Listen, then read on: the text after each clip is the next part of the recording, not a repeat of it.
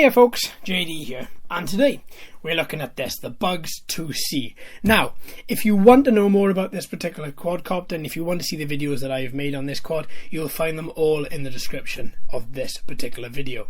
Now, it's important to say that I've had this quad now for about 6 to 7 months, but before I had it for 6 to 7 months, everybody else had had theirs for well over a 12 month.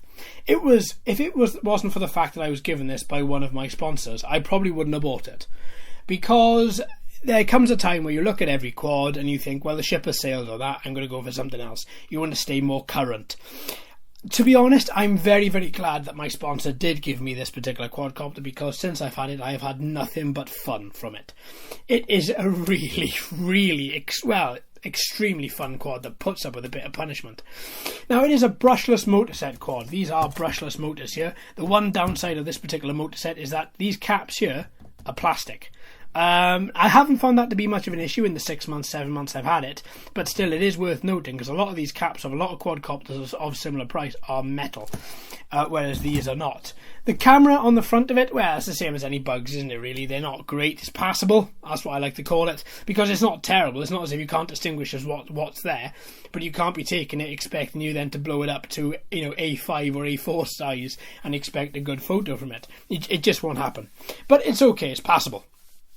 It keeps the Bugs form, keeps the Bug shape that we've all come to know and love before, or from all the other quads before this.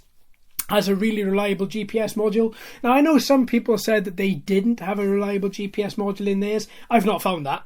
I've honestly found that this thing has been fantastic every single flight that I've done. And again, I've done, like on most of my quads here, a bare minimum of at least 6, maybe 12. I like to stay around that, because you tend to push the quad every time you take it out, and I don't just fly mine on nice still days. I think I've flown this in 10-15 mile an hour winds, and it's again flown without there being any problem. Everything about this quad is just fun, just nothing but fun. Things I would probably change, well, do you know what? I'm not actually going to answer that, because that's a bit unfair, because this quad is seen now as kind of an older quadcopter, and in fact a very old quadcopter, but still seen as a nice, reliable one to get you into the brushless motor set. Once again, I think they're great fun. I mean, how can you not? The Bugs name, MJX and the Bugs name is synonymous now with quadcopters, and they have been in the hobby for many, many years, and they keep on churning out some pretty good quads. Yes, okay, the past 2 or 3 haven't been great, but at the same time, this is their Bugs range, this is their premium range, so therefore it's going to be a little bit better. Things are going to be a little bit tighter, and the firmware is going to be a little bit, well, better, to put it blunt.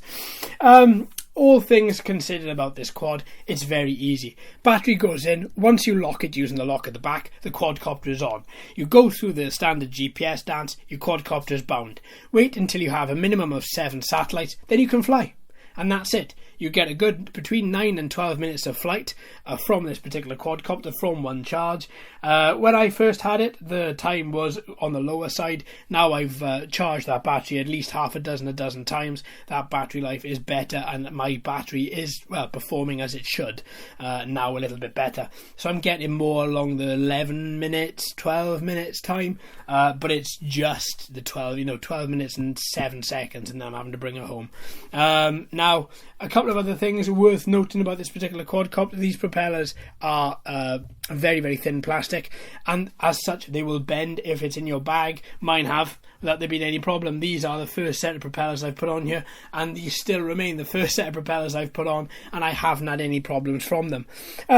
Couple of downsides, if I was to say, obviously the camera, that's a big one for anybody looking at using this for photography. As I would say with a lot of these quads in this particular price range, it's a quadcopter first, it's a camera second, maybe even third. The manufacturers think, well, let's build a quad that'll actually fly, let's put a little bit of time in that, and then let's just bung any old camera on it, and pretty much it shows.